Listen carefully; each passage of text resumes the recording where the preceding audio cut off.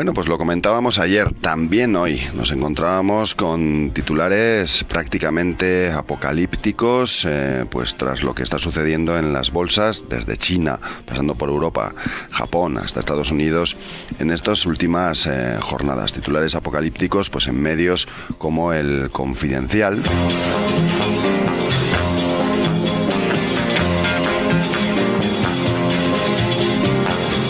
Que hoy siguen un poco la misma tónica. Pues, por ejemplo, os puedo leer: los ricos extreman la cautela y guardan su dinero en caja en plena tormenta financiera.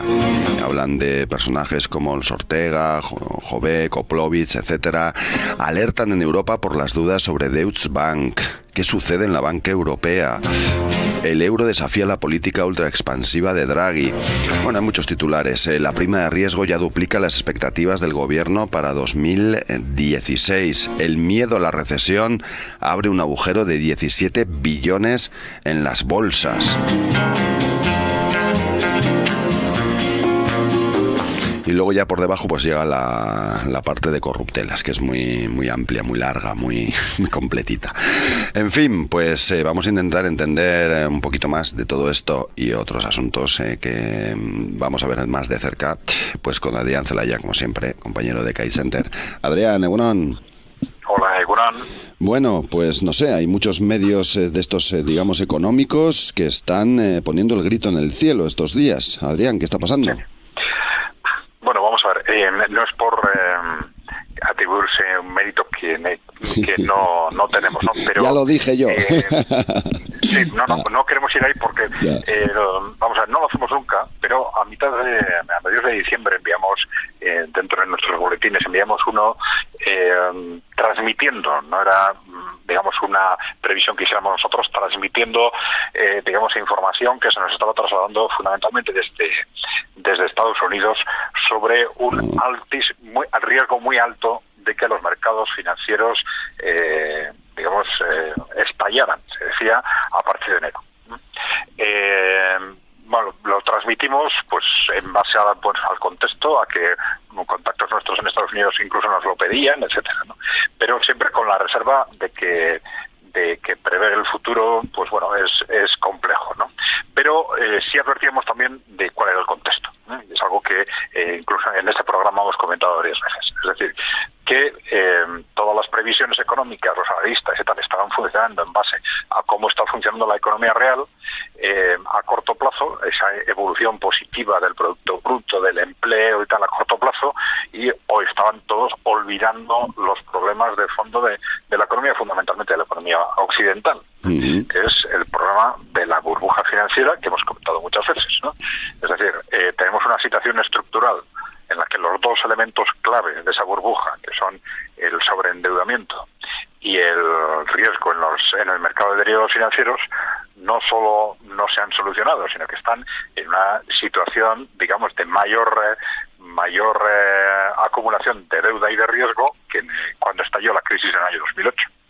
¿Por qué? Pues por lo que hemos hecho durante estos años ha sido, digamos, tirar para adelante, una vez que terminan los rescates bancarios en el año 2010 aproximadamente, tirar para adelante en base a expansión, artificialmente en base a expansión monetaria de los bancos centrales, ¿no?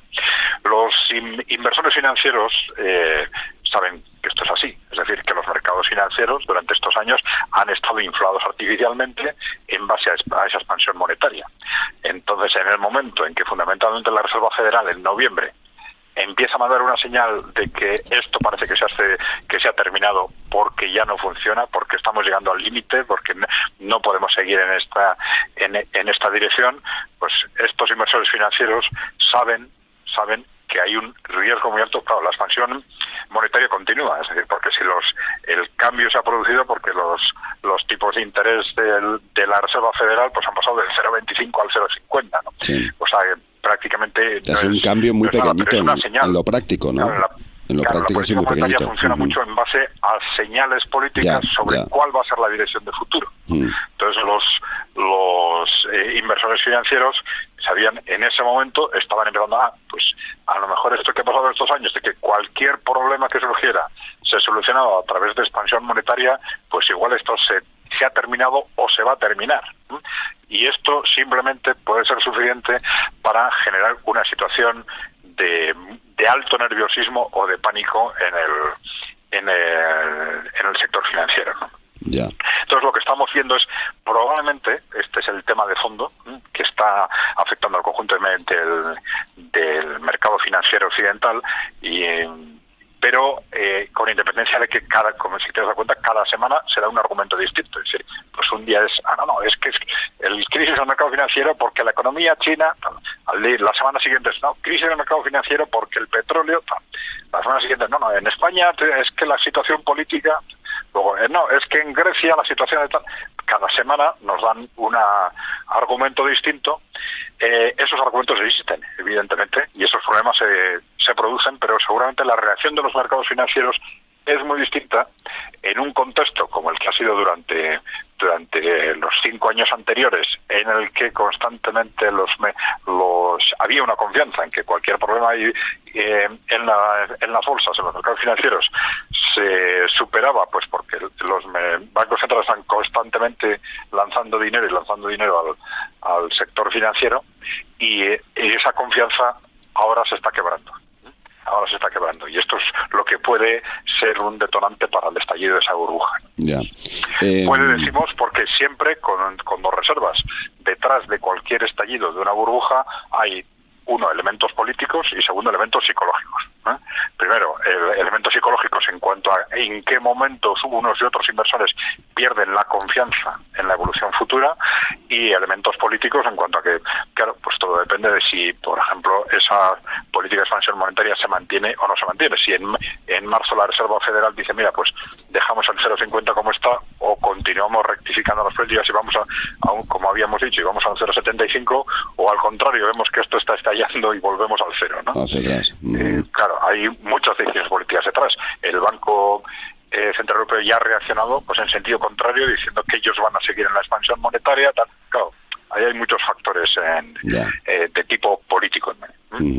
Es curioso porque hemos vivido algún día de febrero, de principios de febrero, incluso con un Euribor en cifras negativas. Sí. Hay deuda que se está emitiendo en cifras negativas, con rentabilidad negativa. Japón lo está haciendo ahora, lo estaba haciendo Alemania. Sí, estamos en esa situación. Sí. Claro, eso vamos a ver, a los bancos con sus hipotecas, ¿no? Puede ser un problema, ¿no? Los tipos muy bajos son negativos, y eso lo estamos viendo para la banca comercial, pero muy positivos para la banca de inversión, que es la que fundamentalmente se está beneficiando, tiene tipos muy bajos. Claro. Y especula en base a esos recursos que capta de los bancos centrales. Bueno, especula o los invierte, capta al 0 y los invierte en deuda al 3, al 4, al 5, o según el país que sea, ¿no? O los invierte en derivados, etcétera, ¿no? Yeah. Entonces, a corto plazo obtienen rentabilidades muy importantes, claro. Para terminar con esto, hay muchos titulares también sobre Deutsche Bank estos últimos días, y el miedo que tienen muchos inversores y el miedo que hay en Europa a que su gran cantidad de deuda, ¿no?, y además en inversiones dudosas, ¿no?, pueda repetir, puede llegar a culminar lo que pasó con Lehman Brothers, por ejemplo, ¿no?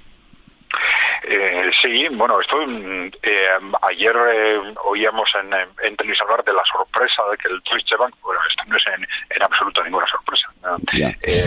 Para cualquiera que funcione un poco más allá de los titulares de los periódicos, ¿no? Es decir, el gran riesgo en banca especulativa en Europa que era el Deutsche Bank, era algo perfectamente conocido desde hace años, ¿no? Es decir, así como en conjunto la banca de inversión, la banca especulativa, tiene una mayor importancia, una mayor dimensión en Estados Unidos, en el caso de Europa está más concentrada en bancos concretos, pero el Deutsche Bank por sí mismo es probablemente en el conjunto de Occidente el banco con más riesgo de banca especulativa.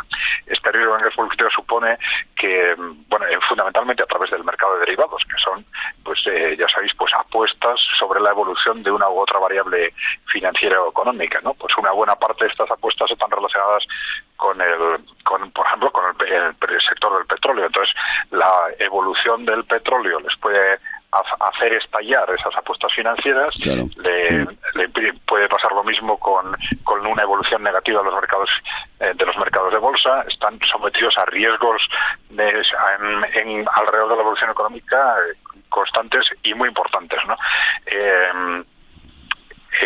Evidentemente nosotros ya habíamos dicho hace años que cuando se hablaba del tema de las cajas de ahorros, diciendo, bueno, vamos a ver, que si también en Alemania había alguna caja de ahorros que tenía problemas, vamos a ver, el problema es que de Alemania no son las cajas de ahorros, son el Deutsche Bank y el Commerzbank, ¿no? Nosotros lo habíamos dicho repetidamente, y para la clase política alemana este era un tema muy claro y perfectamente conocido, ¿no? Bueno, pues veremos si se cumplen esas previsiones. De momento, Deutsche Bank está en el peor de sus momentos al nivel de valor de acciones. Leía por aquí que habían bajado a 14 euros por cada título. Se habían incrementado pues los seguros frente a impago, pues había disparado el precio más a más del doble. Bueno, pues la verdad es que bueno, pues está ahí encima de la mesa. Habrá que seguirlo con atención.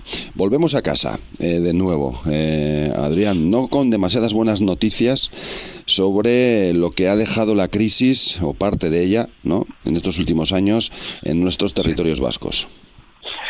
Sí, hemos expuesto una información que elabora pues periódicamente el Eurostat, ¿no?